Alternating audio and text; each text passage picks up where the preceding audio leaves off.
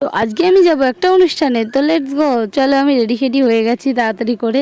তো যেহেতু আমি একা একা যাবো না, বাবা আসবে, তারপরে আমি একসাথে যাব। তো আমি রেডি হয়ে একটু ভিডিও করে নিলাম, যেহেতু আমি পরে আর টাইম পাবো না। আর রোডে আমি কোনো ভিডিও করতে পারিনি, যেহেতু আমি সাইকেল চালিয়ে যাচ্ছিলাম। তো দেখো, মন্দিরে চলে এসেছি, এখানে মাও এসেছিলো। আমি বললাম চলো একটু ভিডিও করে আসি।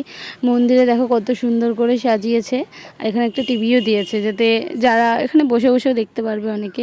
তাই জন্য এখানে একটা টিভি দিয়েছে। আর ওই দেখো, এটা কি বলো তো, বিদেশ থেকে, মানে বিদেশ বলতে বিদেশি লোকরা যেমন মায়াপুরে কীর্তনের দল করে, সেরকমই মায়াপুর থেকে একটা কীর্তনের দল এসেছিলো। সেই দলে অনেক মানে বিদেশি মেয়ে ছেলে অনেকেই এসেছিলো।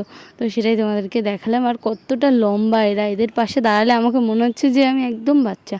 তো দেখো কত সুন্দর প্যান্ডেলও সাজিয়েছে, এখানে লাইট দিয়ে, প্রচুর লাইট দিয়েছে, খুবই সুন্দর লাগছে। এখানেও একটা টিভি দিয়েছে, যাতে রাস্তার মানুষও ভালো করে দেখতে পারে। তো এখানে জানো তো, অনেক বড় করে অনুষ্ঠান হয় 7-8 দিন মতো। তো এটা আর সেবার হচ্ছে না, এবার অল্প করে অনুষ্ঠান হচ্ছে। বাকি ভিডিওটা তোমাদের পরে পাঠে দেখাবো। দেখার জন্য চ্যানেলটাকে সাবস্ক্রাইব করো।